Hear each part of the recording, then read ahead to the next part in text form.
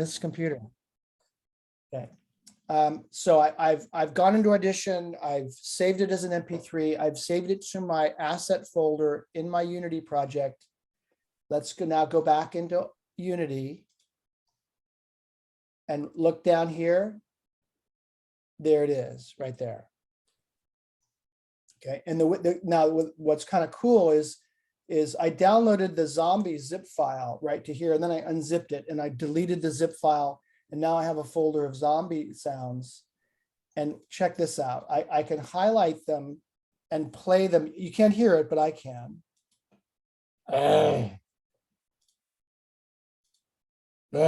So it's playing in here, but I can also hold the shift key down. We heard it. You did? Yeah. Like, I think you clicked on share audio too. So didn't hear that one though. No, that was me doing it. Oh, okay. Okay. Close enough. So what's kind of cool is that I can select multiple files here, and now they're all here, and you can very quickly.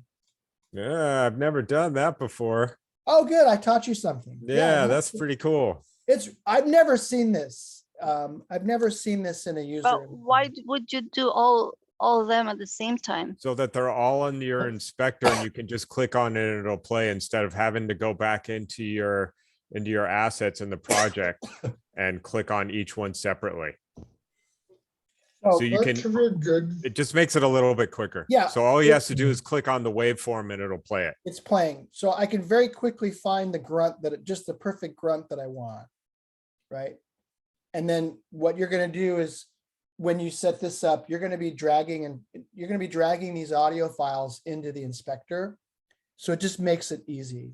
So you mean to say they will play one by one, not all? Yeah, they play one by one. Oh, okay. Sorry. Yeah, you have to just click on it still. I don't have to double click on it. I'm just clicking on it once. And you can do this with, 40 or 50. Again, close everything down. Right now I have crazy stuff open, so I hope it doesn't crash. I should probably close some of this stuff. The cool thing about doing it like that is that you can put the ones up that you're thinking about using, and you can click on each one really quick and see if it works for you instead of having to go back and try to find them again and switch back and forth. Like Zombie 10, Zombie 11, that's really lazy to me. I would label that, high grunt, low grunt, but if you don't, then if you just select them here, but by holding the shift key down, they're all playing here. And notice that I've got, a lot of them. I'll bet you can click on each one and hold control. Like after you've clicked on the first one, and it'll do the same thing. It just won't select the whole section. So in other words, if you click on Zombie 1 and then you hold control and you click on Zombie 9, I'll bet you it'll put, see? And so that way you can go through and select ones that you want and not the whole section from Zombie 1 to Zombie 9. Yeah, if I know that I don't want Zombie 3, hold down the control key. This goes with all programs, I think. Right. Yeah, hold down the control key. The shift key does continuous blocks. If I want all of them, I just do that. That's a cool trick, man. Yeah, it's a really cool trick. There's some very amazing, good and bad, I think, with Unity. I've never seen that before. And you're right, it would be really cool if I could just do a really simple edit in here. Yeah. Like remove like the last little 2 seconds, there's a scratch or something, but use Audition. It's pretty fast. It's tied into Unity. So just save stuff to your assets folder and you're good to go. All right. And you know what else I would do, just because if you're into those sounds, I wouldn't just put it into the Unity project. I'd put it into its own separate folder on your drive so that you can use it for something else later. Yeah.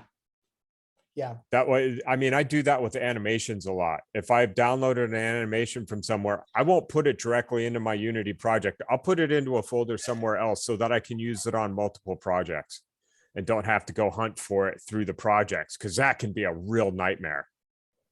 Like, which project did I use this for? I can't remember. I have to go through all my asset folders and all these different projects to try to find this one thing that if I had just had it in a folder somewhere, you know, that I knew of in general on my portable drive, I could find it. Anyway.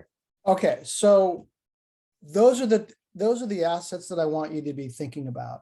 You know, play a sound when I go over the hill and there's birds chirping, there's water flowing, the wind is blowing through the trees, the crickets are cricketing, you know, maybe there's an airplane going over it. I mean, those kinds of immersive sounds are called ambient, and I think they're really valuable, and you'll turn them down, and I'll show you, there's several ways to do volume, including with coding. Then there's the sound effects. The sound effects, I think, are in a different category. You know, bullet ricochets, doors creaking open.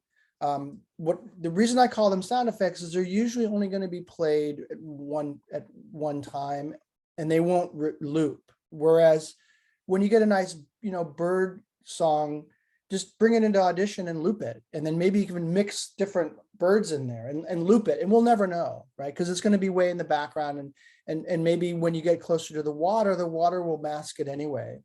So those kinds of little details, I think, will make a big difference because we're making a simple game and we don't have a lot of time to do the animation stuff, which is complicated, but it's easy to throw in an ambient sound of crickets or frogs croaking. So look for those, put them in a category called ambient, then work on sound effects. I think the sound effects are the ones that are in the foreground, that the, you know, snaps of bullets, explosions, monsters, you know, getting killed. There's a lot of these sound effects out there, right? Then music is another category that I think you might want to have more than one music track. You might even want to have themes of music for different things happening. The music will start playing if something, you know, if you start dying, for example, that you have a different soundtrack that plays. Right. You know, that kind of stuff is easy to do. It's just hard to think of. So just be thinking of it. Now, when you get your sounds, there's a link that I gave you in the chat. Let me give it to you again. There's different ways to play sound in Unity. I'm only going to show you one way, and then maybe if we have time, Stephen will show you another one. But when you get a chance, have a look at this web page. It's from a guy who, I'm going to share my other screen now. It's from a guy who does audio music for games. So self professional game composer and audio designer. And what's cool is that he's also really into making his own games, like we are, just amateurs. So he's got a really killer video that I'm going to play for you that has examples of all these types of playing of music. So the first one that I'll show you today is you just play a music piece, and it just starts and it just keeps going if you loop it. It's perfect for music soundtracks. Also, there's another way to do it, which is called play one shot. The one shot is better for stuff that's not looping, that's just played one time. Maybe you're stepping on a landmine, maybe you're opening a door. It's not for like steps that are repeated, right? Or for birds chirping, or for maybe even an airplane that is going by, like Sean, your helicopter. You probably don't want to do the one shot for the helicopter. You probably want to do that one clip at point. Okay. There's also the clip at point will allow you to play a sound at a specific point in your terrain, for example, right? It's not very accurate. So if you need it to be like, as soon as you open the door, it creaks, it's not good for that, but it is good for, you know, I'm going over the hill and all of a sudden now I can hear the music playing from the town below, right? And it may be, you know, at the very top of the hill, or maybe slightly below the hill, or maybe even the other side of the hill. For very, very specific, very accurate timing for sound, you're going to need this one: play delayed and play scheduled. Okay, those are very precise. For example, if you have the kind of game where you want to sync up a person with music, right, where they're dancing, and based on where they dance, the music speeds up or not. He's got a pretty good example that I'll play for you. Play delayed and played scheduled. Play delayed is where you have an animation and you need to delay the sound a little bit, right? Maybe he's starting to swing, the character is starting to swing, and he doesn't hit the monster right away, and you want to kind of delay the sound because the swinging starts it. And then of course, he's got this backwards. The easiest way to do it is to play on awake. And that's what I'll show you that first. I'll show you this one. This is super simple, no coding. It's just to check in the inspector. 1 second. You have the inspector and you check on awake. What that'll do is that when the object or the scene starts, it'll play the music. So that's what you'll use for your soundtrack. As soon as the game plays, you'll have a sound object on awake. No coding needed. It'll start playing that song. All right, so let's have a look. I'll try to turn this up too. What you needed something unscheduled? What's that, Chris? What if you want to play on schedule? Yeah, that's the one that you'll do play scheduled. So you can also do it at a certain time of the game. After X number of seconds, play a song. No matter what the player is doing, or no matter what's going on with the game, play a song. Let me play this for you. It's pretty short, and you can also watch this again later, just to kind of give you an idea of the range of different ways to do sound. So you can start thinking about how you want to do yours. So today you'll learn play and on awake, and then Stephen has done all the others that he can show you. And maybe next week we'll take one of these and we'll show it. We'll do a script as well. Play scheduled. Play will trigger whatever audio clip is set on the audio source. Can you guys hear It's the that? most common method Yeah. for triggering audio, and is most suitable for playing looping sounds and music.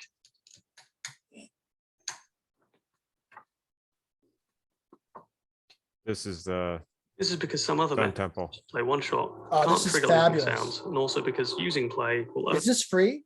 Yep. Oh man, it's amazing. Check this out, only allow guys. one clip to be played at a time. If you call play on an audio source that's already playing, it'll stop the audio source and start the clip again.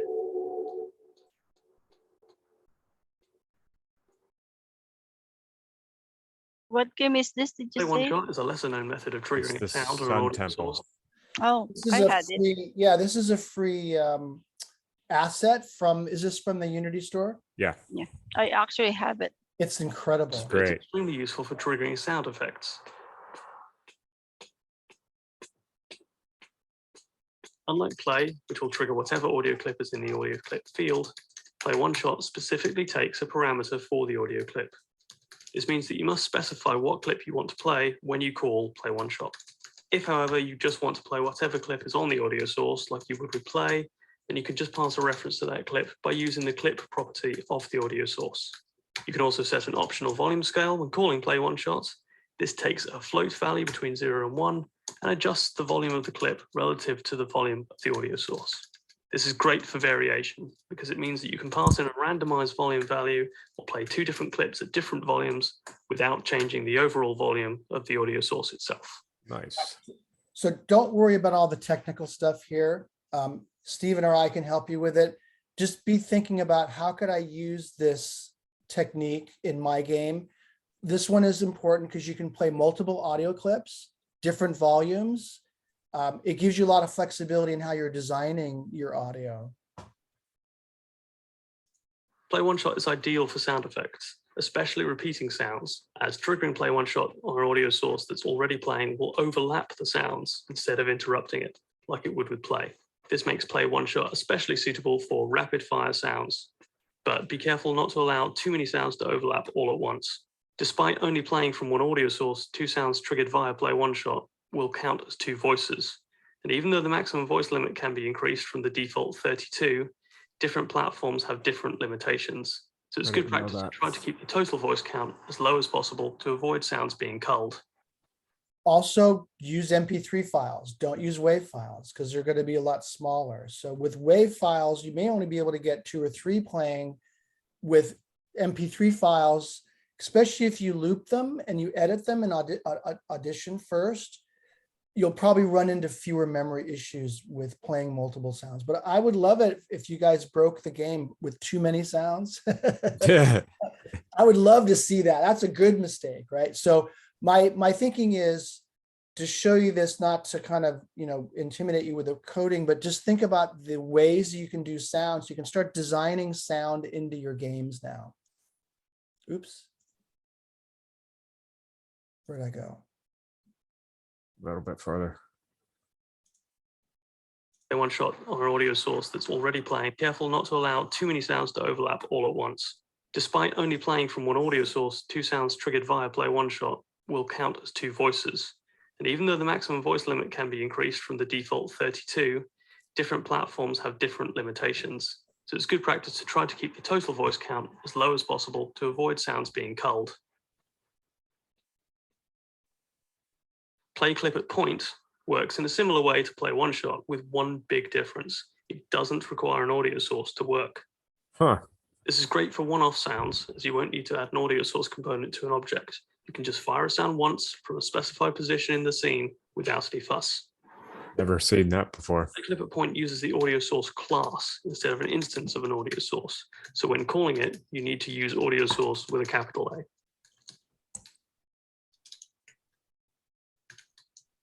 You also have to pass in a position that the audio clip will play from. In this example, I've used the position of the object that the script is attached to. Behind the scenes, Unity creates a new temporary audio source to play the clip from and disposes of it once the clip is finished. That's In the editor, interesting. you'll see a new game object appear and disappear when this happens. This makes play clip at point especially useful when using an audio source component isn't an option. For example, playing a sound where an object is destroyed. If the audio source is on the object that's being destroyed, the sound will normally be cut off, or it may never get a chance to start, as the audio source now no longer exists. Using play clip at point instead allows the sound to continue after the object is destroyed via a temporary audio source that's neatly disposed of once the sound is finished. However, there is a catch. Because the audio source that the clip is played from is created at runtime, you don't get the option to change any of the audio source's settings. The audio source is created using default settings, with the exception of Spatial Blend, which is set to full 3D. This also means that you can't use play clip at point with an audio mixer. The output will go directly to the audio listener, as it does by default. If you do need to change any of the audio source's settings, there are ways you can get around this by creating your own modified version of the play clip at point functionality. However, in that scenario, it's probably going to be much easier to simply use a regular audio source anyway. Play delayed and play scheduled allow you to play an audio source in the future in 2 different ways. The first, play delayed, takes a delay in seconds and is the simplest method for delaying an audio clip. This method is easy to use and is ideal for quickly changing the timing of an audio source. Examples of when you would use this include delaying the start of music, sound effects that occur after the event that triggers them, and other timing tweaks and randomizations. While play delayed is great for simple timing, it's not suitable for more precise timekeeping, like stitching 2 audio clips together or beat matching audio clips. For that, you need play scheduled. Play scheduled works a little differently to play delayed, but it's incredibly precise. This is due to the fact that it operates using the actual audio engine time and takes a highly accurate double value instead of a float. To use it, you need to specify a time that the audio source should start, not a delay. This corresponds to the audio settings.dsp time, which is the number of seconds the audio engine has been running. There's a lot that you can do with play scheduled, so much so that I wrote a huge guide on just that, with examples of how to queue up clips, beat match audio, and how to end loops with musical stings. Check the description below for a link to that article. When scheduling audio using either method, you can't check if the audio has started or stopped using the isPlaying flag like you might expect. The audio source is considered to be playing as soon as it is scheduled and until after it is finished. This happens as soon as the audio source is cued, not when the sound starts. So is playing will be true, even if there is no sound being made yet. Hopefully, you're now more familiar with the basic methods of triggering audio from a script in Unity.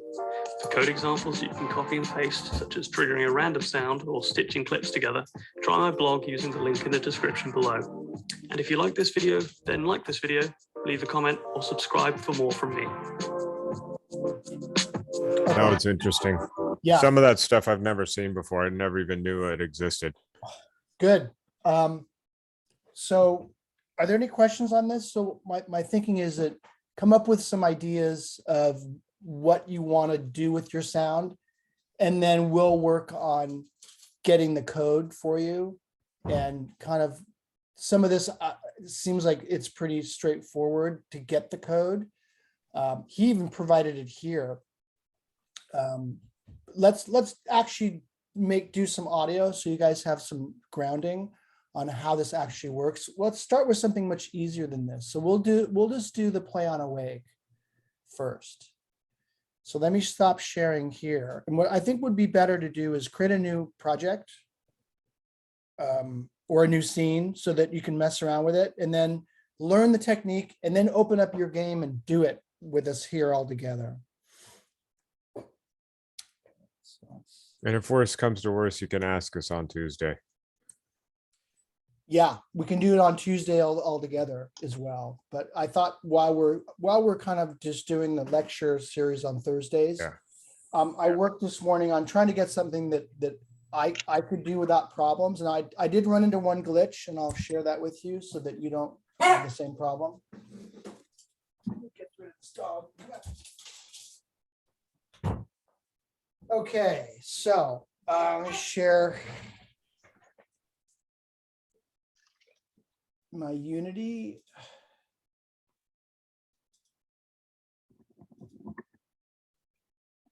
And so create a brand new scene or project.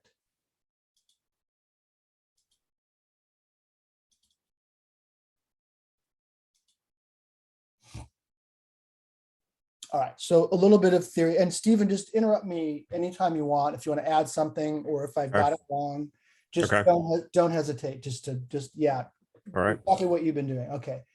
So the basic theory is you need a listener and you need a sound source. And a lot of them skip over that. I read a couple of tutorials where I thought was really good at kind of explaining that in order to hear a sound, you need a listener. In fact, in order to hear a mouse click, the way we're going to get those buttons to work to play music is we're going to set up something called a click listener. In other words, listen for a mouse click. So all of you already have one, and it's usually in the camera. It's always on the camera. It's Well, I shouldn't say always, but whenever you create a new camera, there's always an audio listener on there. right there. See that? There's your audio listener. If you go into the Gaia, those of you that made the Gaia terrain, they put it on the controller. It's there. So as you're moving around, that's what's listening to the audio. And you can only have one listener. Exactly. So be sure that if you're using this technique with maybe Gaia, those of you that have the Gaia terrain, you've already got a listener. If you don't have a listener, everything that you're going to do will not work. Nothing will work. You won't hear it. You Yeah. won't hear it, and you'll be looking and you'll be searching. Is that there's literally 16 different things that could break what we're going to do today, and none of it will work if you don't have the listener. So kind of like as you're starting your audio work, go in order of like the most basic thing first. Is check to see if you have a listener, right? Now, in addition to a listener, you have to have a something that creates the sound, right? Now, if just real quick, if he created another camera right now and it has an audio listener on it, in the console, it'll give you it won't be an error, but it will be a white Alert. white alert telling you that you've got two audio listeners in there.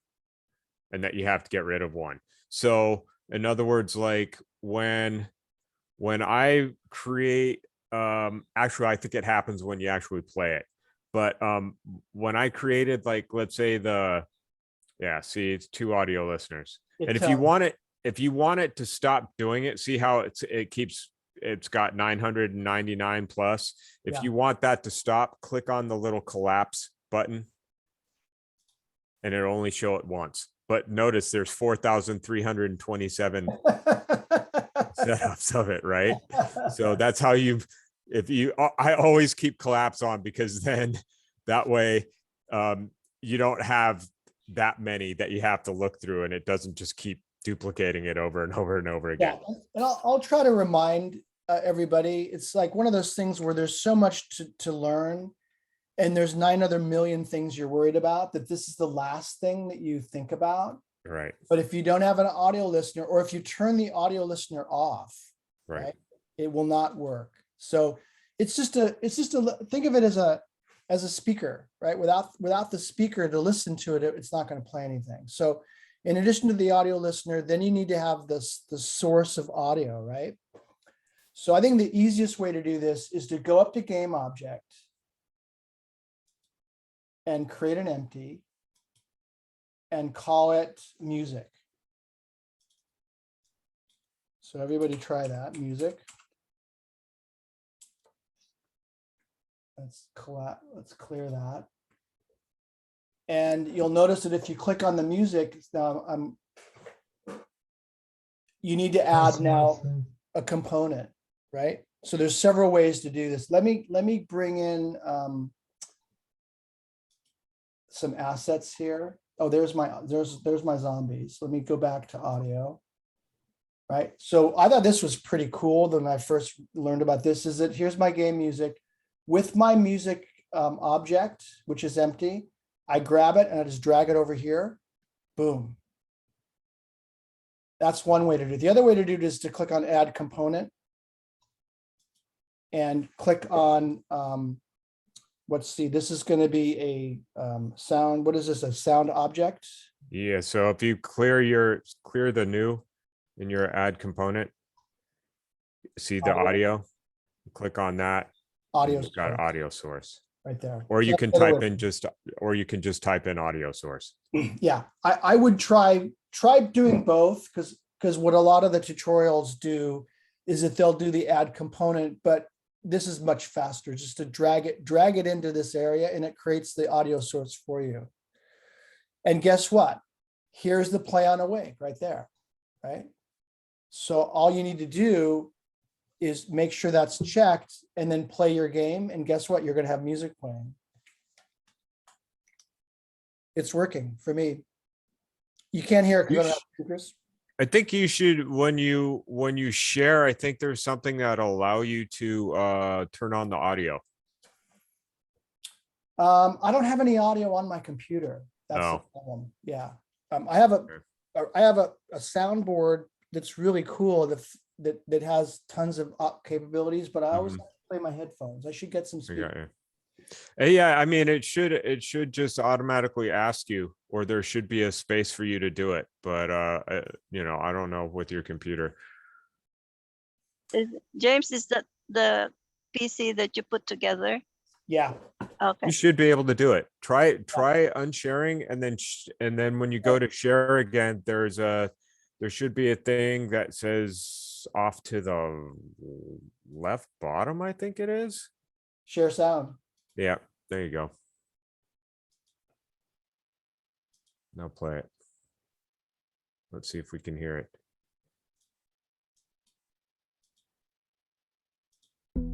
Yeah. Yep. Oh, thank you. Yeah. Oh, I learned something. It's what it's all about. Zombie. Not bad for just getting it for free. Yeah. I think you should. I don't know. I'd like to see you guys use a bunch of different music. I'd like to give us a choice. I'd like you to give us a choice too of music. So that's the simplest way to play music. No coding. Just create a game object, and you can Go only back have to it real quick. Pardon? The music, go back to your music object. Okay, so here real fast is if, yeah, you can change the volume and stuff, but also if you want it to There's keep a playing, you pan. need to click on loop. Otherwise, what it's gonna do is it's gonna play it and then it's just gonna stop at the end, and then you won't have any more of that music going. If you click on the loop, it'll just keep playing. When it's done, it'll start over again. And there's a pan. The Yeah. pan, if I have my headphones on, it'll play on the left speaker or the right speaker. Right. It'll work it won't work for mono then, because it's just stereo. It's on right now. See how see where it says 3D sound settings at the bottom? The very bottom. It There's says a to- little, open that up. Okay, so there, as you can see, there's a spatial blend right above the 3D sound settings. And you see where it says 2D? That means that it'll play it in 2D. So in other words, it'll be like mono. If you bring it all the way to the end there, it goes to 3D. So it'll play in both your ears, and you'll be able, if you put it in a point in the world, it will play in 3D according to how close you are to it. So it's got a minimum and a maximum distance. And you also have a roll off for it, for how much you want it to change. Okay, so if I put this to 60, if I'm 61, is that meters? If it's 60, if you're close to it, within 60 meters of it, you'll start hearing it. That's meters though, 60. Yeah. Okay, so within And- 60 meters, I'll start hearing it. And the minimum distance, sometimes it's weird. Sometimes you have to kind of mess with those numbers a little bit to get it to work right. And then also that's the wave for, as you can see, it says 60 at the bottom. Mhm. So, Yeah. So you'll so- barely hear it at 60. right. And then it starts to ramp up. And then it really doesn't start getting loud until you're within 5 feet, 5 meters. So try changing the minimum distance to like 10, see 4, see how it changed. Yeah. So you'll Okay, start s- hearing it at 30 Yeah. meters. It starts getting, It- so at 10, at the minimum distance, it will be max volume. At 10, it's Yeah. not. Yeah. So if it's a heavy metal band, it's gonna get really loud even before that. If it's a cricket, right, it may be half a meter, right? You're right. Yeah, I would play with this, and as Stephen will probably comment on it, things are really moving into the virtual reality world, and so this will be really important when you start building environments you're walking through. And then you Okay. also have stuff like priority at the top, right under loop. Now, I don't mess with that too much, but as you go down in that number, the sound will have a priority, a higher priority than the other sounds. Like if I leave one sound at 128 and then I turn another one to 100, the one at 100 has a higher priority and will, depending upon how many things you have in there, the stuff that has a higher priority will play over the other ones that have a lower priority.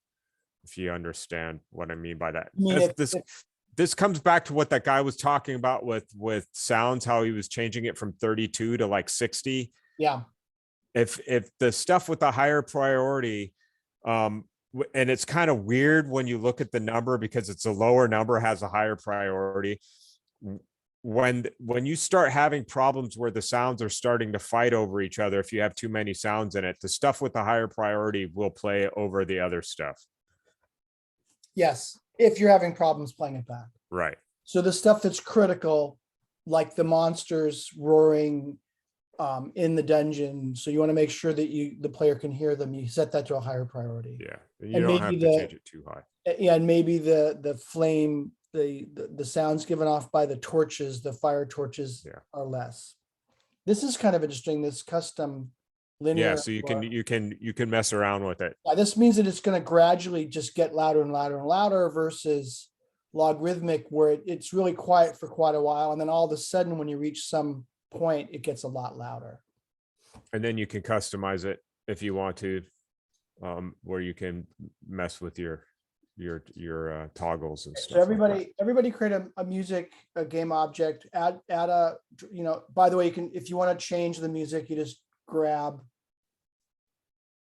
Right? And now it's going to play a different one.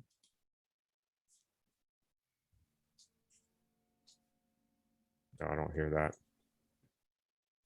It starts off slow. Oh, you know what? I know what's the matter. It's because you had it in 3D, and look at where your transform is. Where's my transform? The top. Okay, so this is a perfect example. When you've got it in 3D, look at where his position is. Yeah, X4 405 and his Y is at 249. Now there it goes. See, his camera was in a certain spot, but he had the music object way off and off, 400 meters off to his left or something like that, and 250 meters above him. Let's say I screwed up because every tutorial I saw after they made the music object, they always always said it to transform, reset. always. And that's why. But that's how you work with 3D sounds, right? Because you have something, if you have a drip on a pipe, you don't want to have it at necessarily at 000. You might have it connected to a pipe. Yeah. And that pipe could be way off somewhere in the distance. And that would be kind of where you would have a trigger where you got close to the pipe, however far away from it, all of a sudden the sound turns on. And as you get closer to the pipe, you start hearing it louder. Yeah, that'd drive you crazy. Imagine having all those sounds and they all start just playing. Right. Yeah. So always reset that transform. I remember that one of the very first lessons we had, Stephen did that. He just reset it. Now, what I want to show you next is that you don't necessarily have to do it with a game object. You can also just create an object. Let's create a plane here and set this to 100 by 100. What did I do? You're right. You're just in a weird spot. That's all. Okay, there's my plane. And I can create another object. I can create a cube. And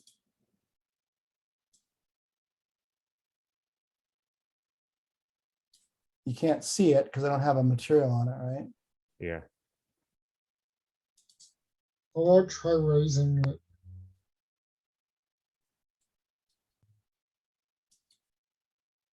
Not sure why that's not. Yeah, you just don't have any materials. That's all. Yeah. So I can click on the cube and I can add an audio object to that as well. So you can either add a component here. Let's do it this way this time. Click on add component, audio source. So remember, you always have a source and a listener. And now I would just choose here. I don't have an audio clip, so I can put my other game music on here. And look where your cube is. It keeps putting your cube way out there. It's at 405 on the X, right? So So there it is. So now if I play it, it'll play both sounds. Now, the reason it's playing it is because I have the sound on awake. Here, play on awake. So as soon as that, what does that mean? That as soon as it's rendered, it will start playing? as soon as it starts. As soon as the game starts, right? As soon as the game starts or as soon as it turns on. Like if you have a trigger and your audio source is turned off, or the object is turned off, when you come to it and it turns on, it will automatically play.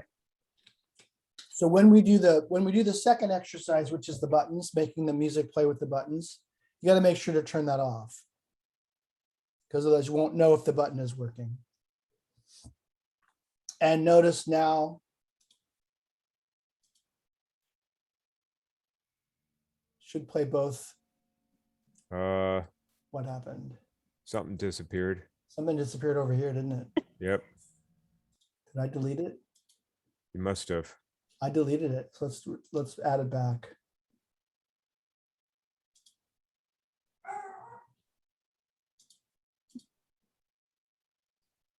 And then we'll add a component. We can do it this way too. We can take the music and drag it over here. And it puts it in for us. On Awake. Should work, right? Yeah.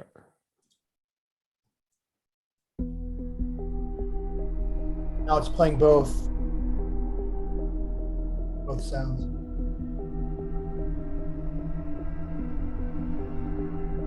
And I can adjust the volume too. Did you put game music on both of them? Maybe I did. Let's try. Although it should still, Forest on this one. what's the and- music on? But And it is Forest. Okay, Yeah. I know what's going on. I think it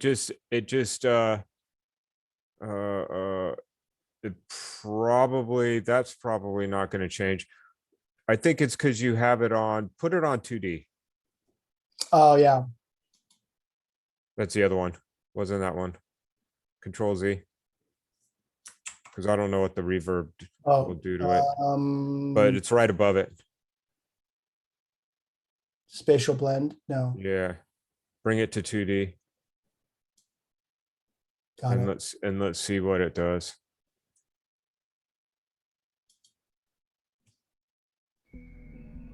Yeah. That's Now it's both. playing both.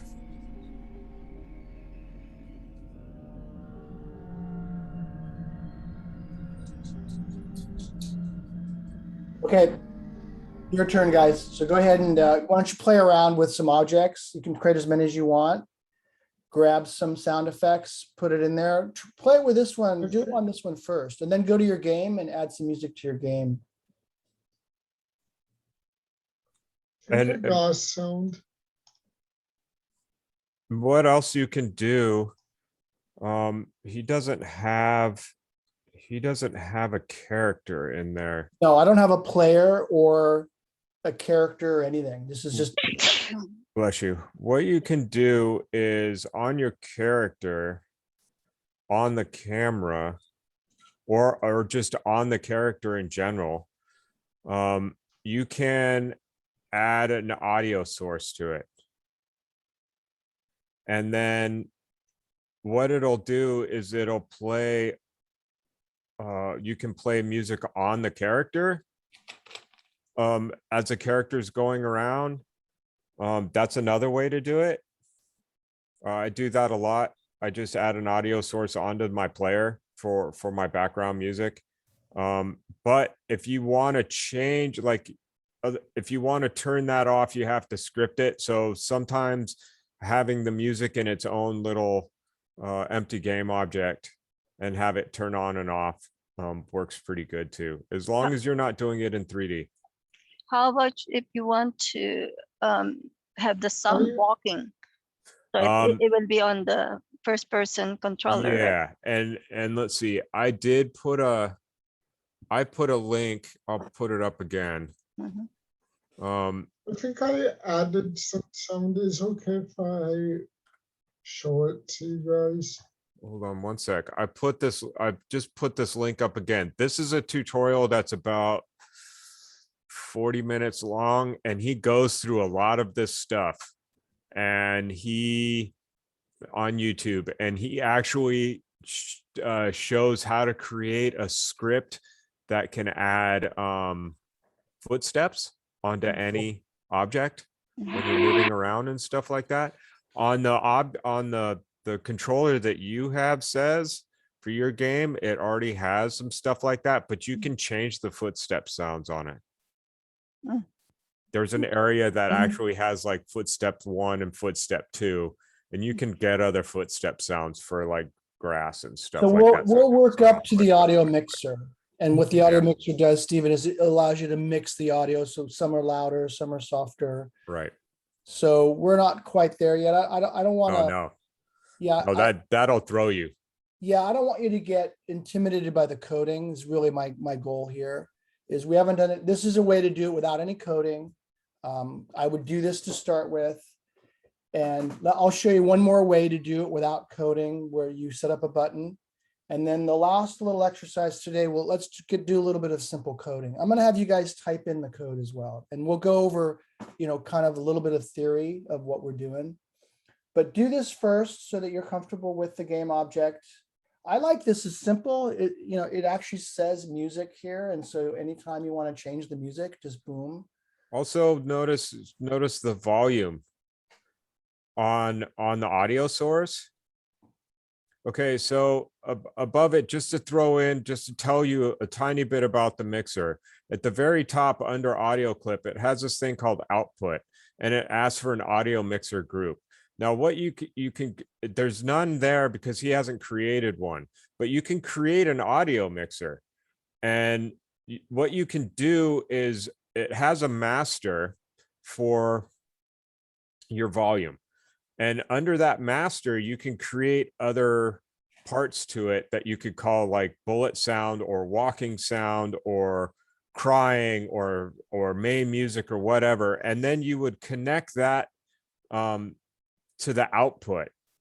And then you can also control the volume from there, along with putting on sound effects and stuff like that to it. So like echo or reverb and stuff like that. So what he's showing you is just really the basic stuff on an actual audio source. You can actually link these audio sources to this mixer and then have it all be controlled by a master volume.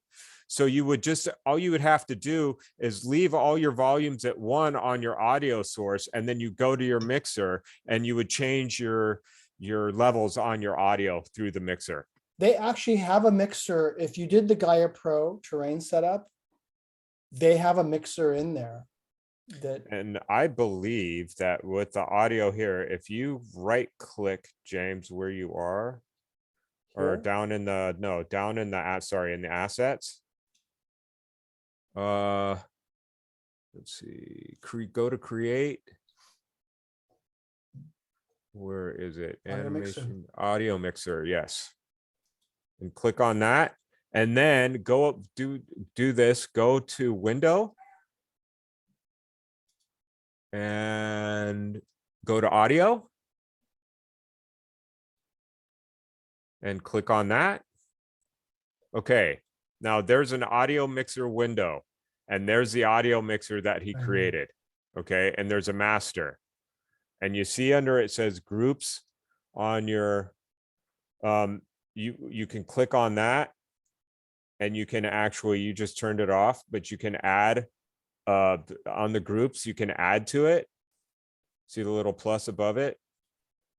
And see what it does is it added another group and you can connect the group to the actual master. So and this you can could be like bullet sound or music or something like Bullets. that. And what it does is then monsters. Yeah. Here. So then what it does is the bullets, the then you bullets can down. change the volume there instead of changing it on your audio source, and you have the master. So that you connect the mat. So this is where you get like in your options and stuff, you have in a game, they ask you if you want to turn up and down your effects, or if you want to turn down your music, up or down your music, you would have a master setup connected to those sliders, and it would, with the script, you're able to go through and turn it up and down during your pause. And you can keep doing it. So in other words, he created another group under his monsters. Yeah. So now this will be attached to his monsters, and it works just like parenting. Yeah. So this could be Like your zombies. yeah, this could be zombies. And then you have another one that maybe it's freaking, witches or something like that, Yeah, and so yeah. you control all of the different sounds through the mixer.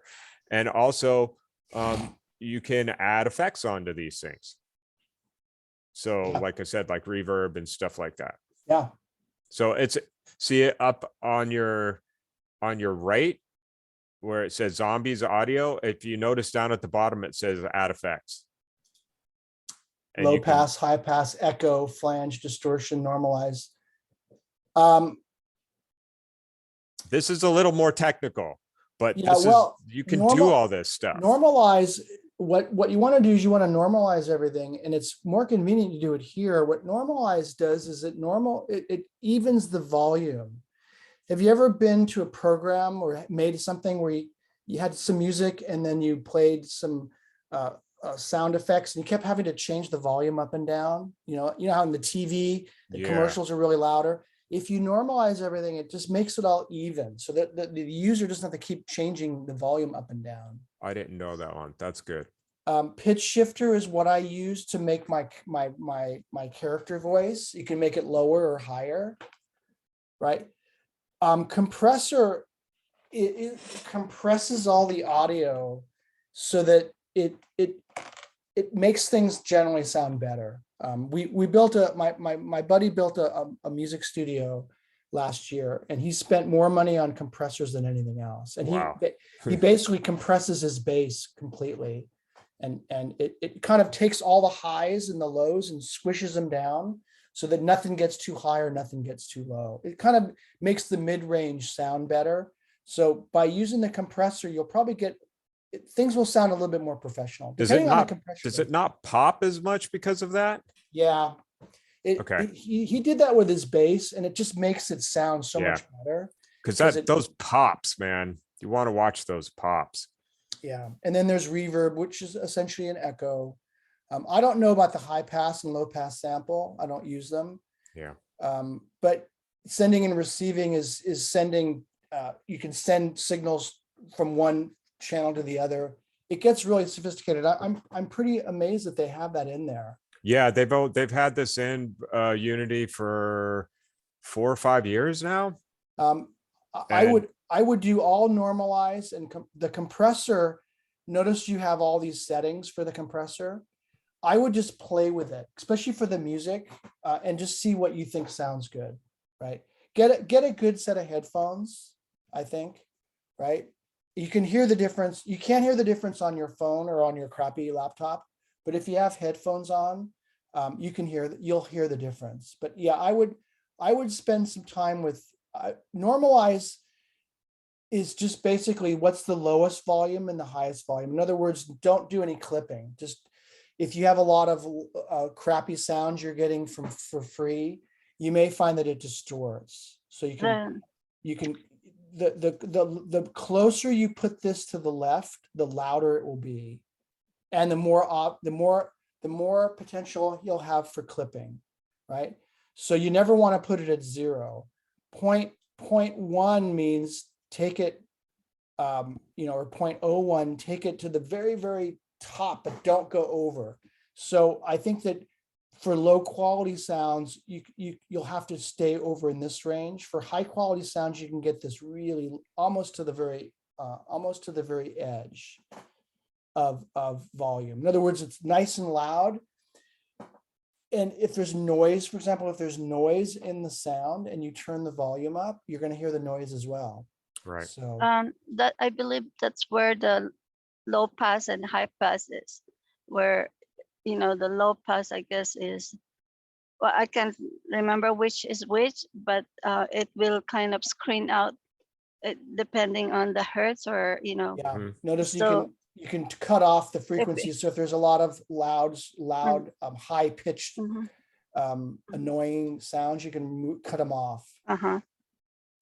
Again, it's the kind of thing where you can spend, you could become a game audio designer, and there's Right. jobs out there, and that's what you do. And you work with people who are really specialized with the animation, and others that are specialized with the lighting, right? So this is just another area that I'm more familiar with it because I teach audio classes and I'm a musician. So I don't know all of these, but I definitely, in my classes, I require everybody to do the normalization when you're all done so that everything's even in volume, and the compressor. Echo is great if you're in in Yeah. a cave or If something. you're in a dungeon, you Yeah. need to echo everything. Yeah. Right. Yeah, exactly. If you're Stuff like that. outside, probably less need, but maybe you go into the church from the flooded grounds and you want to add a little bit of more echo. forgot. Somebody was talking about duck, and now I can't remember what Yeah, duck I is. don't know what duck is. Somebody mentioned that like 2 semesters ago, and now I can't remember what it is. I have to look it up now.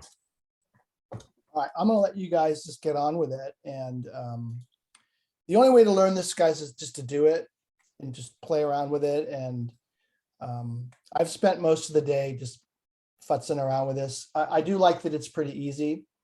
Try adding some objects, some sound to some objects. Go in and make a mess, and then go into your game. And I think now is the time to do this while we're all here. And if you have any problems, let one of us know and we'll help you. I think I figured something out. Is okay if I share? Sure. I don't know if it's the very best.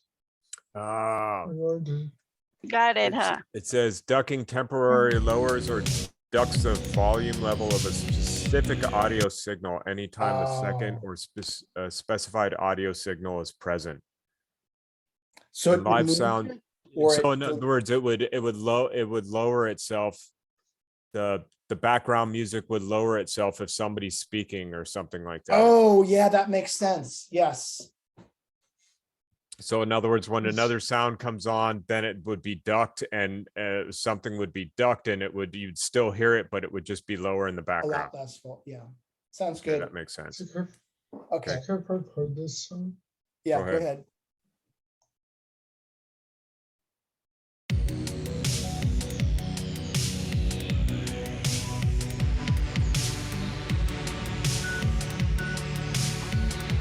Yeah. I Yeah. attached it to one The of game win. Steven's men. This game shows when win. you win the game. Plays when you win the game. Yeah, Cool. What did you attach it to? to the one of the menus. Did you attach it to the event system? Yeah, I mean, I guess it worked, but that's just an interesting place to put it. I guess you could basically put it onto anything there, but in general, yeah, you attach it to the event system, which is kind of weird. I don't know if that would cause any problems down the line. For something like this, I would just, if you're just going to have one, let's say you're just going to have one music thing going on, I just attach it to the camera, but you can attach it to anything if it's not moving around. The event system's kind of a weird place to put it, but you could What's do the that. event system? The event system is something that's needed for the canvas to work. And I have done something with the event system, but I can't remember what I did. And otherwise, I just don't use, it's not used. I know there's something specifically it can be used for besides the canvas. With the canvas, like you can do something in the event system with the canvas, but I just can't remember what. But a canvas always has to have an event system there. It will always create it for you if you don't have one. It just seemed kind of strange that he put it on the event system. I'd just never seen that before. sorry It if I worked, did though. that. What I would do is put it on its own game object there, or add it to the camera. Should I remove it from the event system? Yeah, just move it away and just add it on, just because I don't know if down the line it would affect it, affect anything. That's just my advice, because sometimes you might think you're not doing anything weird and then you are, and it breaks something. So I'd be careful of that. But it worked.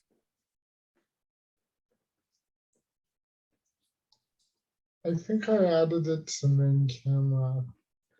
Yeah, you can put it on the main camera. A lot of the times that's what I do, just so I know where it is. If I don't have my own little empty game object that I put all my audio into, I'll put like my sounds, like my music and stuff on the third person or on the controller. And you could actually create an empty on the controller where you put your audio stuff too. So you could do that. Like if you're doing 3D sounds and let's say you have some 3D music that you want to do, but you don't want to have it on an empty game object out in the world, you can put it on the controller and it will still come in left and right, you know, like I know music that wise. kind of sounded. I know that kind of sounded like a little bit on the techno side. That That's was all the right. purpose. Don't worry about that. That's not a big deal. You know, you're going for a specific sound. That's fine. So the 2D sound plays, Mono, it plays everywhere that you go in the Yeah. game evenly. right? No matter what you do or where you go, it's Right. just like the music. Yeah. The 3D will change based on the location of the sound source. Right. Right. And you know, if let's say you're playing some music from a band, and there's like left and right in the speakers, like you've got one guitar on the left and one guitar on the right. Maybe you want to play that 3D in the game, right? And you attach it to the character and set it up as 3D. So it would still be following the character around, but you would be hearing the one guitar on the left and the one guitar on the right instead of it being mono. Okay, any questions or problems? We're at 5:40. Ready to go on? You want to work on this more?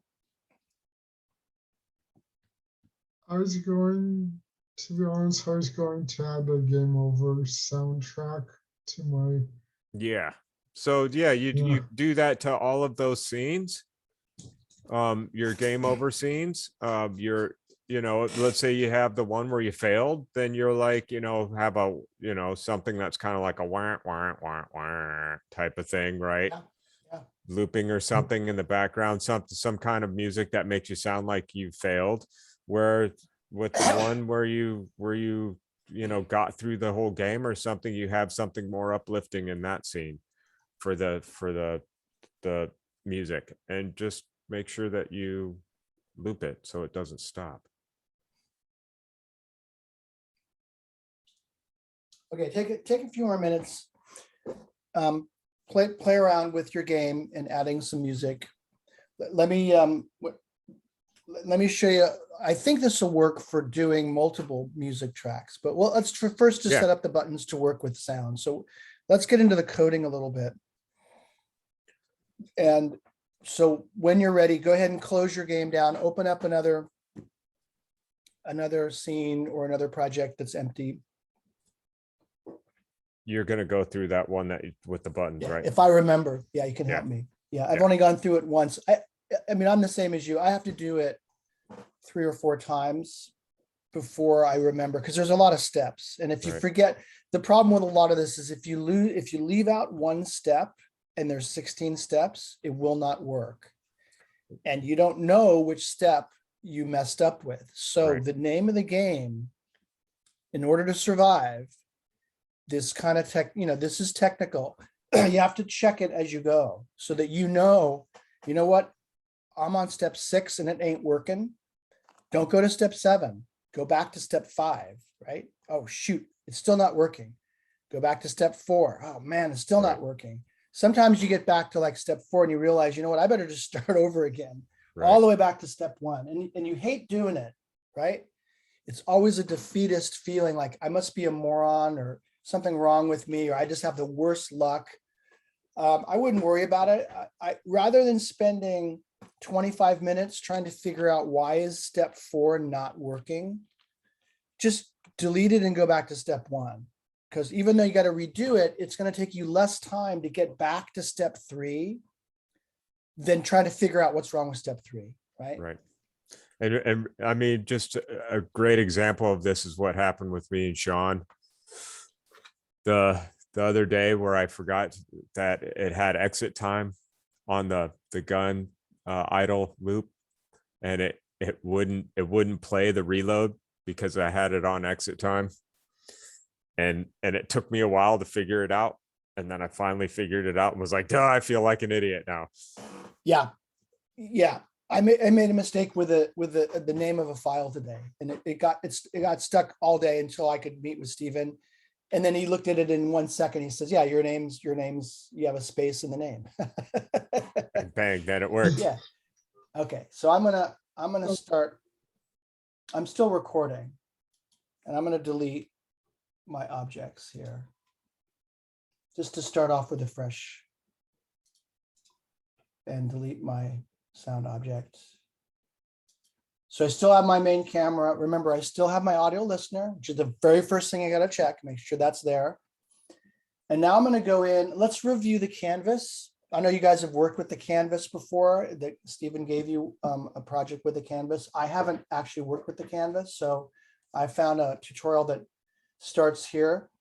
So I'm gonna go to UI, and I'm gonna go to canvas. And Now let's color that, right? Another So- thing you want to do is go into 2D. And you're Um, seeing at the top, where it's yes, click on that and then hit F. There you and go. let's make this bigger. What do you think? It should be fine. The canvas itself should be fine. You can zoom in a little bit if you need to. It's already on screen overlay. Switch it to the UI scale. Remember under the canvas scale on the right? It's where it says constant pixel size. Down a little bit more. Click on that. And scale with screen size. That'll make it cover all the screen depending on what your screen size is. Right, right. And it'll make Okay. it so that all your buttons won't maneuver all over the place and be crazy. So always try Okay, to do that. yeah, I didn't know that. That's good tips. And so that's recorded too. All right, everyone follow along with me. Go ahead and set your scale with screen size. Take it to 2D, zoom in. Now let's put a background color on it. So if I remember this correctly, I'm gonna right click on canvas and I'm gonna choose UI image. Right. And for some reason, the first time I tried this, I could not get this color to show. All right, Okay. so I learned something that maybe Stephen doesn't know. If you click on the center object Right. and then shift, Stretch. if you Alt Shift click on it, is that right? Yep. It should stretch it. Stretches it all the way out. So I did a Shift Alt. I don't remember keyboard strokes because I use too many apps, but It says it right at the top there. Shift also set pivot and Alt also sets position. cool. So hold Shift Alt and then in the center, it'll color it out. Now let's color it. So I'm a stickler, as you know, about colors. I want you to be working with good colors. Go use your color theory tool and come up with a nice color that, matches the game, right? If you're doing Chris, I think you're doing a dungeon game, so like a dark gray or even a black would be appropriate. Says you're doing a kind of an outdoor organic game, so green, right? Green or brown would work. Sean, you're doing an island, maybe blue, I don't know. Or you could put an image in. Or just put in an image, yeah, even better, yeah. And that you would do that from, where do you put the actual Image. bitmap image? See where it says source image? Right here. That's where you Cool. place it. Cool. What size would you need? What is that For going an to be? image, it'll, Yeah. for the image, it takes up the whole image area. Like if What you have size a is it? picture in there, if you have a picture, it will, since you stretched your image plane out, right? Yep. To cover your canvas, the image that you place in there will cover the whole canvas. But you don't want it to be too small, so it pixelates it, right? Or distorts it. Yeah, that's where you would mess around with the image and you could give it higher or lower resolution. That's something you can play with. Okay, looks like But it's you don't have 800 an by image in there. 600 right here, actually. Yeah. That's probably the size you want. Okay, so what the tutorial that I watched did is I right-clicked and I did UI Text Mesh Pro. Okay, now the other day we didn't use this, Stephen. I Right. remember. Right. We just used a regular text. And what you should do really is use Text Mesh Pro now. Because when I did that the original setups for you guys, I didn't use Text Mesh Pro because it wasn't really available at the time, I don't think. That's how long it's been since I made that. And what the difference is Text Mesh Pro is it's more crisp. It looks better. Okay. And so you should be using that when you do your own stuff from now on with the canvas. Always use Text Mesh Pro, because there's properties in it for like the text that he's got in here. You can go down and you can, if you scroll down a little bit, there's an area where you can put in not only colors and stuff, but you can actually put in materials and stuff like that for it. Color. Okay, so play around with that. I'm gonna just do game soundtrack. So I think where this might be useful is you have a menu, you have a canvas that lets me change the music soundtrack after, you know, whenever I want, I can just change it over. And so you have multiple soundtracks going on. Play around with the alignment and the wrapping, and there looks like a text editor. Looks pretty detailed.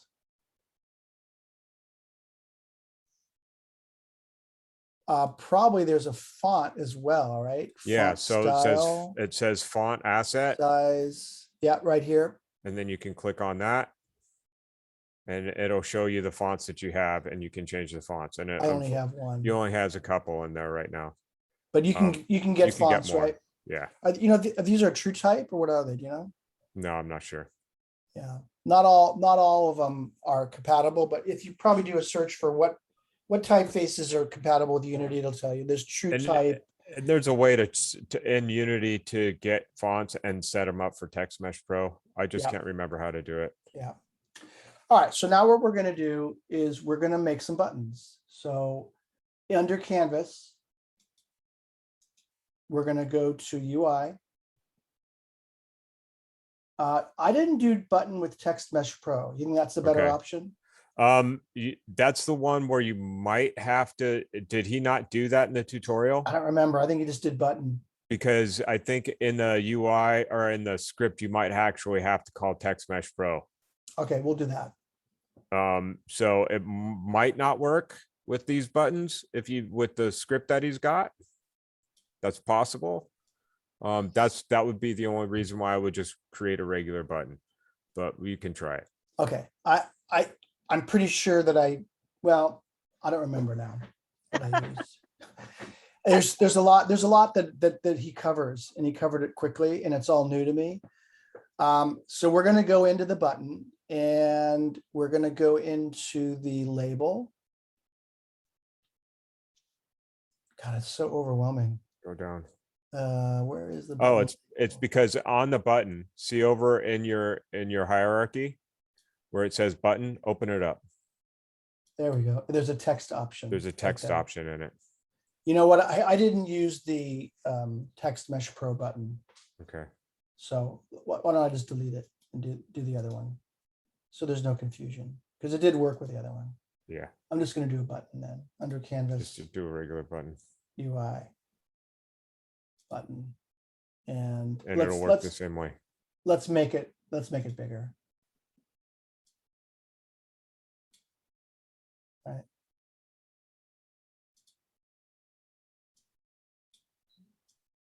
And see where he's got like the little white, those things, that's your pivot point, right? So you can it's set spin this at around. the center, which is Yeah. actually how you want to do it really, if you're towards the center.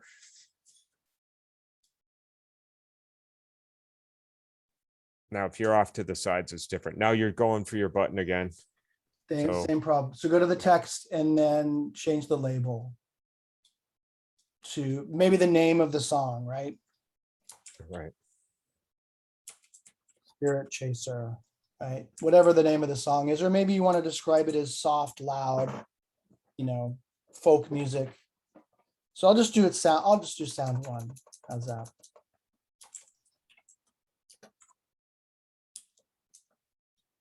Okay. So you can style that button any way that you want.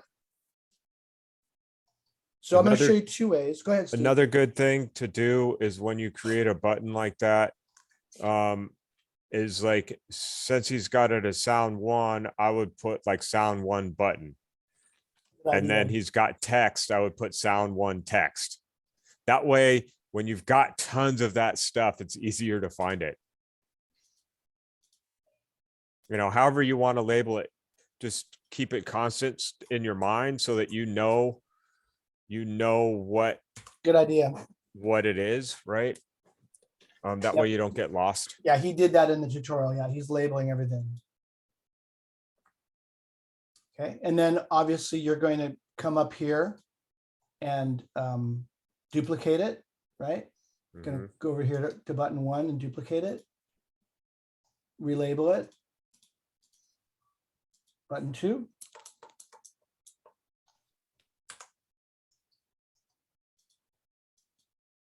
James, Okay. what tutorial did you take? I'm gonna give you the link right Oh. now. I gave it to you, but let me give it to you again. Oh. It's pretty good. I would definitely, if you have trouble, or for you, says because you're not at home, go through this. It did work, and I'll show you the flub that I did, so you won't have the same flub. Right here. You're muted, says, just so you know. Oh, am I muted? Am I No, muted? says is. I already copied and pasted. I didn't realize that's what it is. Yeah, Oh. that's where he got this stuff from. Oh, I'm muted on my. No, you're PC. fine. Says was Okay. muted. She was saying something to us and she was muted, so she's all right. Okay. Okay, so go back to your button two. Let me send you, oh, remind me to send you the link to the tutorial. It's in the chat, but I'll send it again. Okay, go back to button two. I have the links already. Okay, It's good. all right. You just need to move your button two. Yes, obviously, yeah. And let's relabel that, obviously, here. I'm gonna mute myself on that computer, okay. Obviously, we gotta go here and change sound to. Oops. Okay, everyone with me still? Oh, just so you know, you don't have to hit enter. I do that all the time too.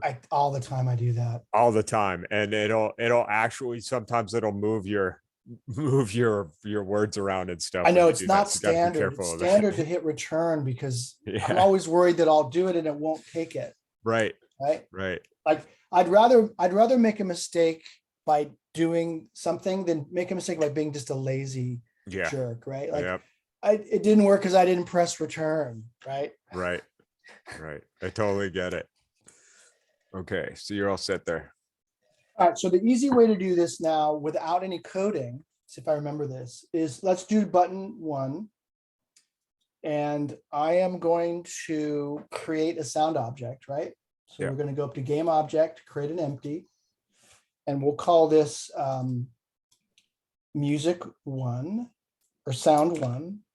Let's call it music one. Put it at reset it. Yes, Man, because that always that Don't that forget throws to you do that, way yeah. out there. yeah. Okay, so there's my sound object.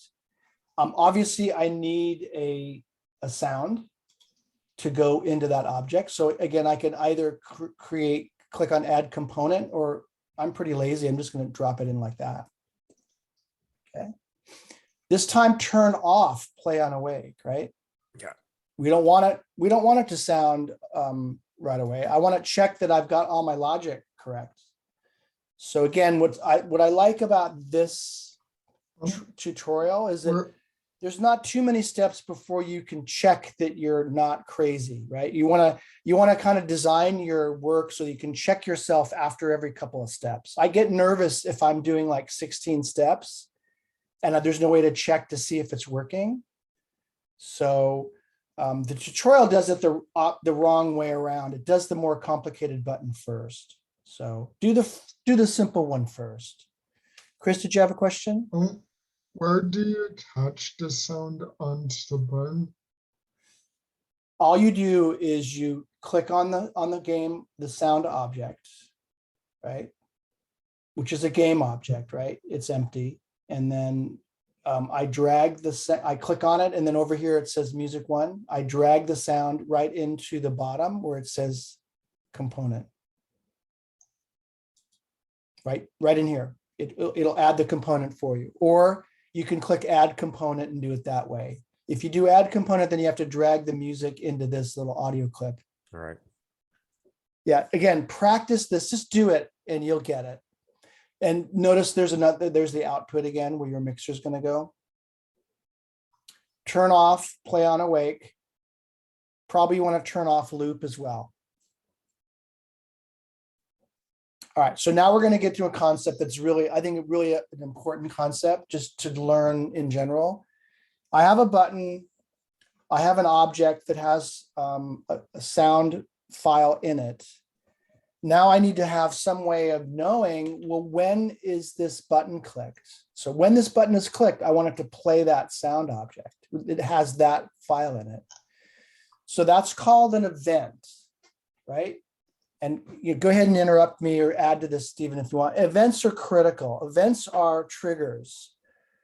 So there's all kinds of different events. Like when you play your game, that's an event. In other words, you can say, look, when the game event occurs, do this. Play my music, set my spawn over to here because I'm randomizing it. When a character or the player collides with an object in your scene, that's an event.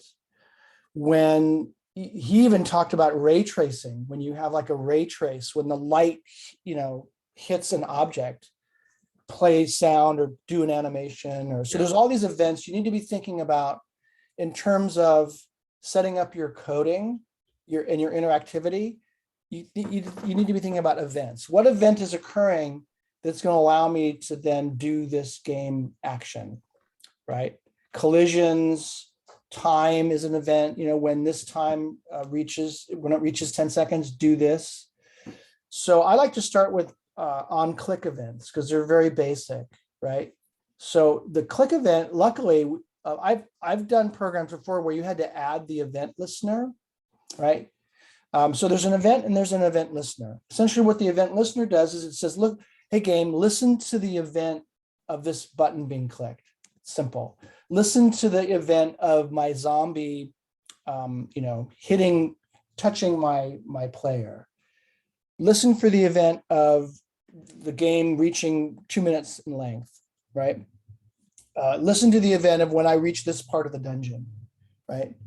Or listen to the event when I gather these 5 coins, right? Chris, that would be an event for you. Is it okay? After I've gathered 5 coins, make the coins harder to get, or make them smaller, or decrease the number of coins in my game, right? So be thinking about this in terms of events. So what I like about this exercise is it has a really elegant, I think it's pretty elegant. So if I go to button 1, built into the button is the event right there on click, which is the most common event for a button, right? And notice that it's empty. So if I remember this correctly, all I got to do is take this music object and drag it in there, right? There you go. Sorry, Go go back to it. to my event. Oh, I need to click on plus, Plus. add. Notice there's no object. So I take my music object and I drag it into there. Okay. Now I'm going to show you another way to do it, and we're going to write a function. We're going to write 2 functions, and you're going to add the function that we write. But for this one, you don't even need to do anything. I think that should work, right? Let's try it. If not, it just means you have to. Okay. Okay. What did I mess up So go to your function again. here? Oh, Right. yeah, right. I got to do audio source. Audio source, Yes, I forgot. and then play. Play right there. Yeah, you're absolutely right. See all these steps. So those are built-in functions. So I prefer to use built-in functions to start you guys off with. Game object, string name, transform. So these are all built in. we're gonna write the next one ourselves. And so most of the time, I think you're gonna be spending getting functions from us and tweaking them. What'll happen is when you put, like, see, notice on that button, he put in the music. Go there, and in the runtime only area where he put in the music one, because he put in the music one, it gave him the option for the audio. If he hadn't have put that in, it wouldn't be there. That's right. So when you add something to something like this that has a script on it, and you click on that little arrow that he had done where it says audio source.play, it'll give you an option. Like if it's on a game object, you can tell it to go look for a script on the game object and tell it to do something accordingly. So since what he did was he added an audio source to it, it gave him the function or the area of audio source, and he could find the function in the audio source to either play a one shot. That's all built into Unity. Yeah. Otherwise, sometimes you'll have it scripted and it'll like you press a button and maybe you want it to do something else, like go to a different scene or play a particle or something like that, according to the script that was on the object that he had put in there. Yeah, we'll do this in a minute. We're gonna write a script. We're gonna add it to the object, and then we're gonna drag the object in. So what we're gonna do next is we're gonna create an object. We're gonna write a script, add the script to the object by dragging it into it. Then when we create and then when we go to the other button and we have the event, we're going to drag that object onto the, we're going to click plus, add that object to the event. And then when we click on the functions here, there'll be more options, including that will include the functions that we're going to write next. Yeah. So play now, just so that you can make sure it all works right. Yeah, let's play it. Yep, it's working. Yay! So I like to do stuff like this just so that there's not too many steps and you can check that you're doing it right. So that's what I want you to do is do this. It may not work the first time. It didn't work for me. I forgot a step. So that's okay. Just keep doing it. Definitely do this one first before you do the next one, because the next one has extra steps. And if we run out of time, we can do this on Tuesday too. Yeah. It might be easier actually to do the coding together on Tuesday. I'll go over the code. I'll do it with you, but we probably won't have time to actually have you guys do it. But I'll give you my coding lecture today. You can always share the code with everybody too. Yeah. Because if I remember correctly, it's really small. Yeah, I want you guys to type it in though. What I do with my development students is I have them do a lot of typing of the code. And then after they've learned and they've shown to me that they know that they can type and they're careful and it's all about precision is what it is. You have to be really precise, and that just takes training. So after they show me that they can do the coding, I give them the code and then they manipulate it is what you do. So I'm not going to have you writing a lot of code. I want you to do this one today and maybe a few others, but eventually you're going to tell us, I want this to do, I'm a game designer. I want this to do. And then we go and find the scripts for you. And then we sit in the lab on Tuesdays and we just kind of noodle them out. And the way we'll do it is we'll do the simple stuff first and check it, make sure it's working. And then we'll just go in order. We never wanted I used to have students that would call me and say, look, I have this script, it's not working. Can you help me with it? And then they'll come into the lab and there's like 600 lines of code. Yeah. And I have 20 minutes, right? And so I'll just say, no, you don't, you gotta do this one line at a time if possible. Nightmare. It's not always possible, but you maybe do 5 lines of code and check it, right? So if you're really lucky and you play and you have an error, the console will tell you what line your error is on. That's a luxury. Now No, we're not gonna do that. No, that's not the way we're gonna roll here. Is it's gonna tell you which of the 6 or 7 lines of code aren't working, or 10, Yeah, and then you'll get that working, and then you'll do the next 10. So Right. I'm pretty good at breaking stuff up into little pieces. Okay, Chris, you had a comment? I think that's easier said than done. 'cause I think- Always. Believe me, Yeah, man, the when thing- you have a the thing 1,000 is- line code, it can be hard to find where that problem is, even when it tells you where it is. No, you don't want to do Yeah. that. That's just painful and Yes. that's gratuitous pain. well, Um, It helps to comment and have an idea that you want to say like, I want this to switch scenes per Yeah. se, so Well, you that's- don't end up running 1,000 lines. It also trying to- helps though, because when you really get deep down into this and you're more advanced and you start doing those 1,000 line codes, you can put in dev logs that will tell you if things are working and stuff, and that helps too. But that's far down the line.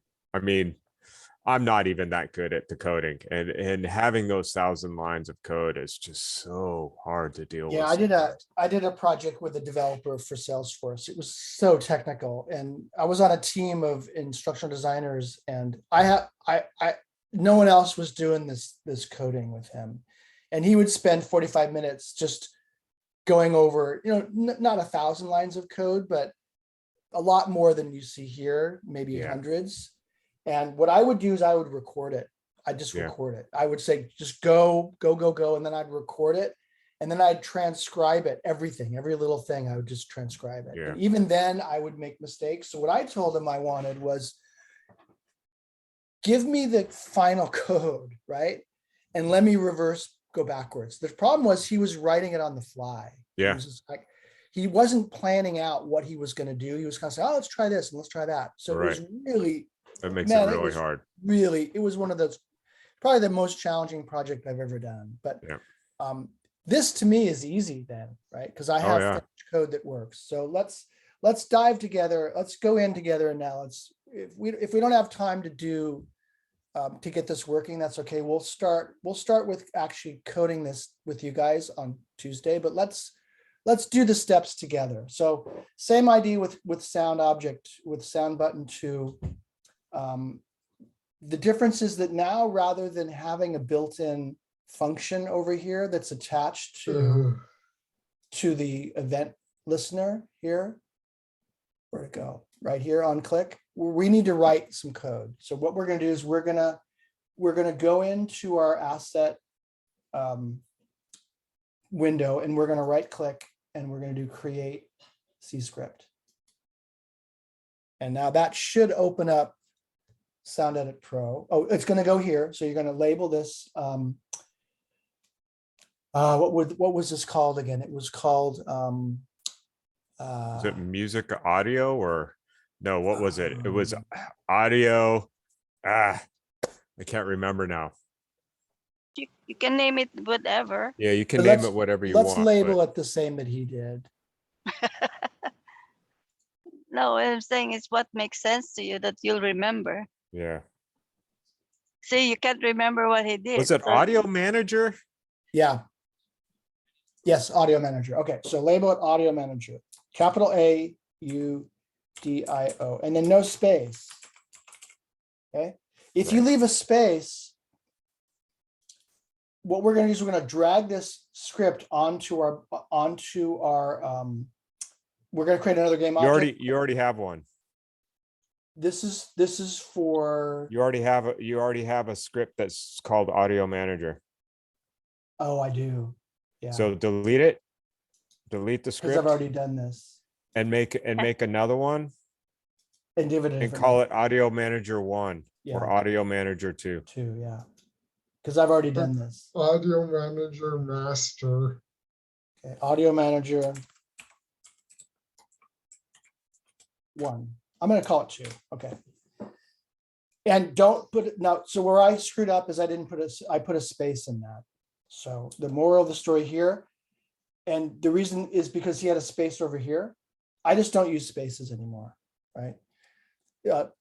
Macs and PCs can handle them, but a lot of web servers can't. Like Apache servers or what the websites work on, they can't tolerate spaces. Let me explain really quick why that happened. Okay, if you look, you can see where he's got his Audio Manager 2 script on the right side, and it says public class Audio Manager 2. What happened was when he typed out Audio Manager the first time when he was having a problem, he put a space in there. The name of the script had the space in it, but when it puts it into the public class, it won't put a space there. So in other There's a words, mismatch. right, it was mismatching and it was saying, hey, you've named this script something that doesn't match the public class, and that's an error. Okay, So so let me- that name has to be the same as your script. So if for Yes. some reason you need to change the names around, the public class name right after public class has to match exactly what the name of the script is. That's right. Otherwise, So it's not going to work. Let me show you a shortcut. So what we're gonna do is I'm gonna write the code in right now, and we'll do this on Tuesday together. But what you can do to try to check to make sure that everything is cool is I'm gonna create another game object, right, for this button. And we'll call this music 2. Remember to Okay. change its position, reset its position. Yeah, go over here to transform, reset. Thank you. Now, what I did is, and he made a mistake too, is he had us double click on this and open it up in Visual Studio Code. Just take this and drag it right onto Music 2. And if it's wrong, it won't go. See how it went over here? When I had that with a space in it, even though I didn't realize it because he was going so fast that I didn't, it actually gave me an error at later point saying that I'm missing the code that I wrote. So we're going to write some code. We're going to write some functions. And when I went later on to add that object to the event listener, it said, I don't know, I couldn't find the function, right? And I couldn't find the function because this didn't attach to the object, right? It wasn't obvious either. They don't make it obvious. And the reason it didn't attach to the object is the name was wrong. That cost me most of today. I would have probably done more if I could have fixed that, but I had to wait for Stephen to tell me, you're an idiot, you have a space there. He didn't say that. I didn't call him an idiot because that's He just thought it, but he didn't say that. He just laughed. no, that's what it is. Because this is the stuff that happens. No, you know how long it took him to see it? Like a second, because he's done it like a million times. Probably he's done this a bunch of times himself, right? Yeah.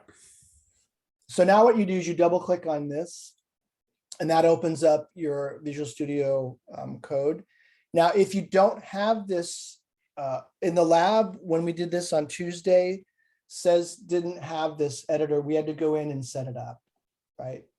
And so I can show you that when we're in the lab together. I'll show you where to do that. If this isn't coming, you want to do this in Visual Studio Code because it's color coded. It's what the pros use. It's just really, really good. I use this in my web development classes too, the same one. And this is the one the developer used when I worked with Salesforce. He used the exact same one, this one here. Yeah. We were doing it in JavaScript, but it doesn't matter. It works with They used to have something called Monoscript. That Unity, you could either use Monoscript or Visual Studio, and then they got rid of Monoscript Good. and just started using Visual Studio. So Yeah.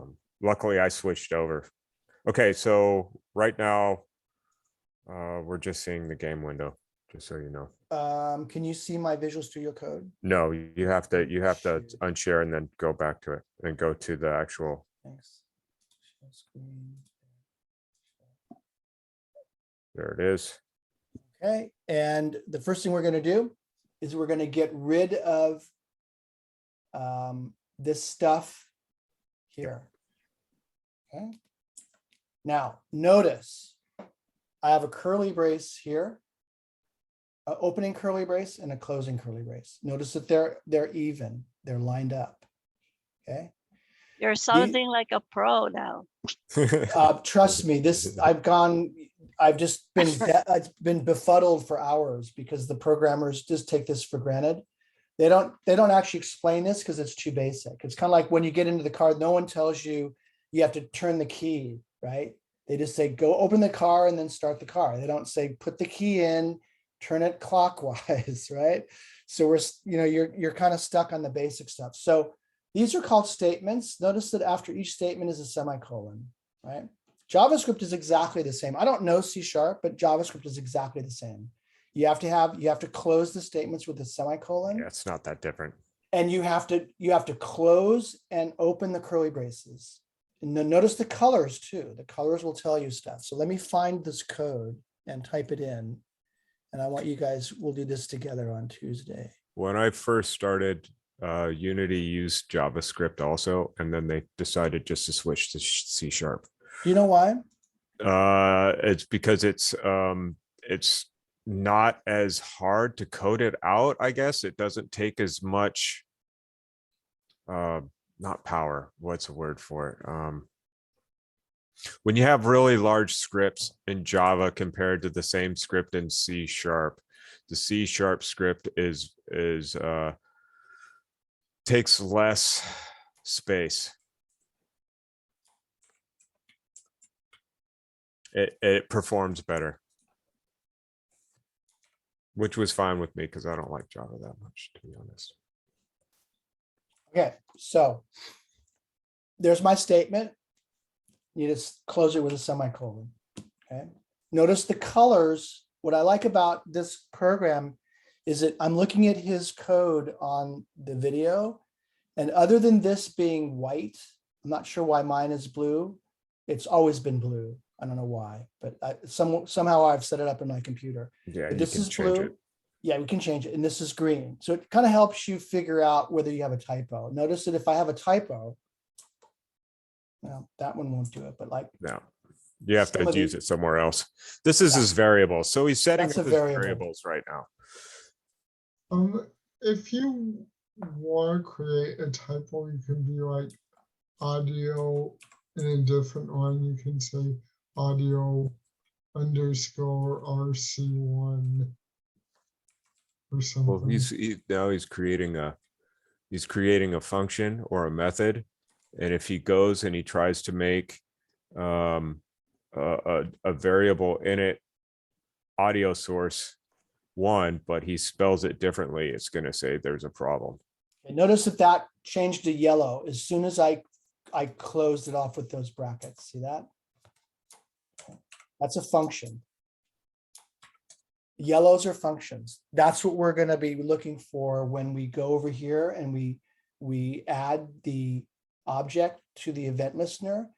It's going to put it in there. And then when we drop down that drop down, remember the functions that we had for this button were built in. We're making this one, right? Those parentheses are called attributes. There are some functions that need an attribute in order to work, right? Like the square root is a function, right? So if I tell you what's the square root, you'll say, what the square root of what number? So you would type square root, open parentheses 25, close parentheses. So the square root of 25 is 5, right? So that's what that, and a lot of the ones in Unity are empty, right? Sometimes it'll need in other words, in order for you to do something, you need to be passed more information to do it, right? Like get on the train and go. Well, where do you want me to go? Okay, go on the train and go to LA. So LA would be in those parentheses. You can find them in the triggers that I've given to you guys. It will say maybe like on trigger enter, and it'll say in the little brackets, a collider object. Yeah. And it's looking for a collider on an object. Now, notice that I typed in an opening curly brace and it gave me the closing curly brace. Now, I don't know about C#, but with JavaScript, they're always on a different line, always, like they are here. And notice that this curly brace is indented and that curly brace is out all the way out. When I look at your scripts, if I don't see them all lined up like that, it tells me there's a problem.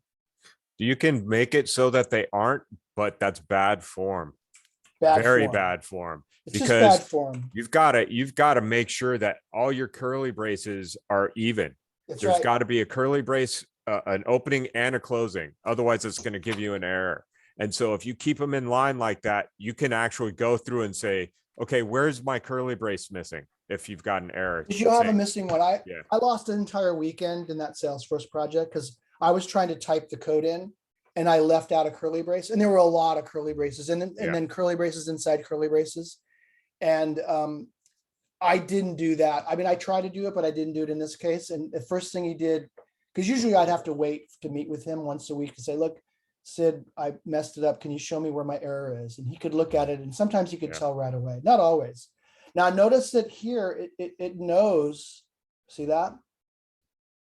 It knows that I need to call that variable. And so I can just click on it and it saves me from typing. Okay. And then again, open, close, and then I need to do a semicolon.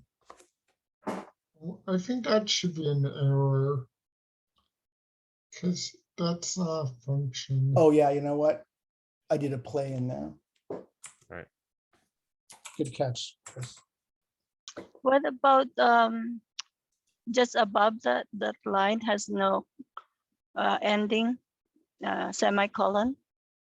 It doesn't for a function at the end after Because those this is the braces. same line. It's actually don't- the same line. You you can don't write need it it out. there. Yeah. I could do it like this. No, she's talking about right after play sound button. And the brackets there, why there's not a semicolon there. And it's because It's It's- not finished yet.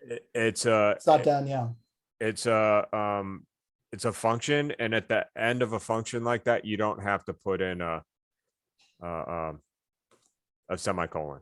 So here's a case where the curly braces are out of whack. So what I do is I bring it up here and then I press return. See that? Or what you can do there is you can hit tab.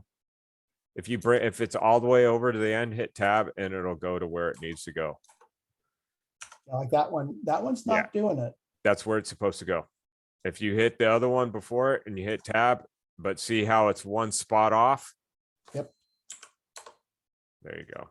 So- And it'll set everything where it's supposed to go.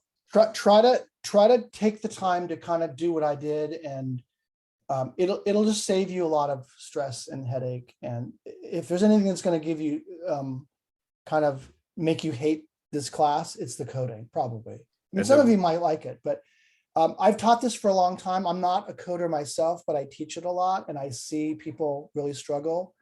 I struggle, so maybe I'm a better teacher at it because I struggle, because I don't do this every day, right? The guys in the tutorials, it's crazy. They just go and they're just typing in a million miles. Because you can tell that they do it all day long. All right. I have better things to do with my time than to write code. I just usually get code and then I tweak it. Right.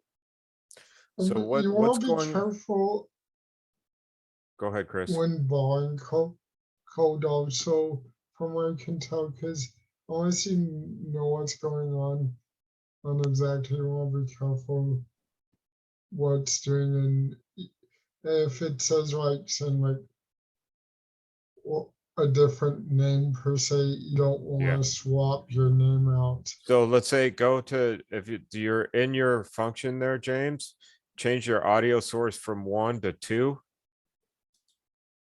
Just change it to the 2, yeah. And there's nothing there. I mean, you have no variable for it. So it's gonna be like, what are you talking about? It's not gonna play anything, right? Because you don't have a variable for audio source 2. I only have this one, and I declared it up here. So the other Right. thing you want to do is declare your variables first, right? Right. Oh, and another tip is try to give your variables names that have meaning, right? Yeah. And be consistent. Don't like this guy, he shortened source, audio source. I probably wouldn't do that just because I'm a beginner. You And know it's kind how, of you know what I do with this? I would change, so public audio source, and then I would type out audio with the very beginning of it as in small letter. And then I would type out source It- after it, but with a capital S. Okay, that's called camel case. Right? So yeah, That's but I would completely called- put out audio source, right? Instead of SRC one. You see what I'm saying? And get rid of the RC. And then maybe you keep the one there if you're gonna have multiple audio sources. I don't like to do camel case. There are some programs that require it and some programmers love it. With JavaScript, it was an option. So I usually do it this way. I don't like uppercase Yeah. letters. Some It's people like found it. will do it like that. I like Just it like keep it that. consistent. Yes, keep it consistent. I think you'll find that with C# and Unity, they tend to use I forgot the name of it where that you do capital A and capital S. There's a name for that too. They tend to do this method. I don't like to use uppercase letters, but if you're consistent, then you know that that's got to be uppercase, right? Right. See But- the blue one there is it's looking for the actual audio source. And there are certain things that you type in and it'll say you can't use this word because Yeah. it's already defined. reserved. Yeah. Here's another tip. I'm- Let me just interrupt you. This is really important. I'm going to copy this. I'm going to Yeah. go down here and I'm going to paste it. So the best advice I can give you today, and why I want you to do this on Tuesday yourself, don't type. You're terrible typists. I've seen you. You're going to make typos. Wherever possible, even the developer Copy. that I worked with, he's like a world-class expert. He always cut it and pasted, always. Yep. So Copy, wherever you paste, yeah. can, copy, cut and paste. That's why I'm not going to have you do a lot of typing of code in the class. I'm going to get the code and you're going to put it in and then you're going to manipulate it. So wherever possible, like tell the developer, I'm not going to type it. Give me the code. Give me a text file. Give me a Visual Studio code file. But where possible, always copy and paste. Okay, sorry, Chris, I interrupted you. I was going to ask, what is audio underscore SRC1? Yeah, it was- That's what it was, the audio source. I and know what That's what this is called a public variable. Different coding programs are different, but this is essentially something called a universal variable or global variable. It means that it's going to be available everywhere in the game. There's local variables and there's global variables, or they call public variables. There's Um, and then you've got private in this, a Yes, private yeah. variable. Yeah, I think private is probably the local, right? They have local variables or they call Yeah, private? it can't be seen by other Yeah, other exactly. scripts. Yeah, they call it a local variable in other programming languages, but in C#, private and public means that it can be seen in every part of the game. Private means it's only viable in this script. And also the public, when you get when the script is attached to an object, the public audio source, it's gonna say in the hierarchy, there's going to be a spot where you're going to actually have to place the audio source that it's talking about. So in other words, this is where the script can be used for multiple different objects. Yes.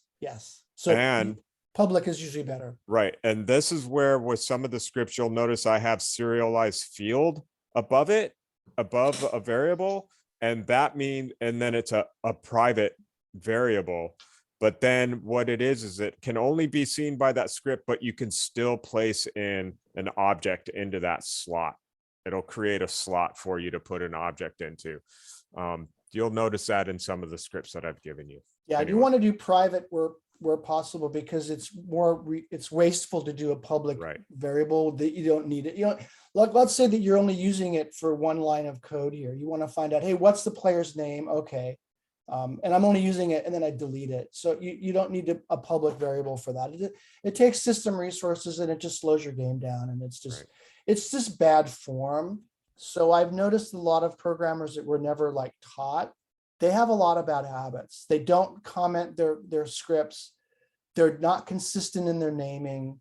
They don't use names that are descriptive in their variable names or their function names, right? It's like function 64. What the hell is Right. that? Right, exactly. Right? That stuff drove me nuts. You'll see it because we're going to be using a lot of code from other people.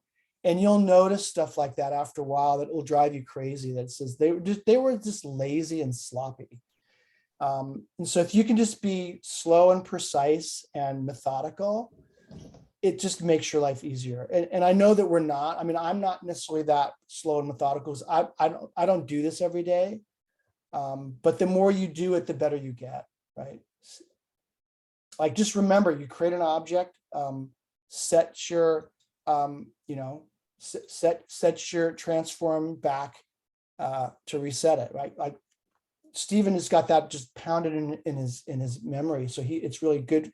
It's really good that he remembers and he reminds us, right? For me, I'm new. I'm thinking about the next step, right? Rather than this step. And you guys you'll have the same problem, right? So that's the code. There's a couple more steps we need to do. So I'll let you guys go. We'll do this together in the lab on Tuesday. It won't take very long. And then maybe we'll do a collision one as well. Okay. All right. Thanks, guys. Cool. Have a good weekend. Thanks, Stephen. Great. Yep. Talk to you guys later. Thank you. All right, see ya. Bye. Bye.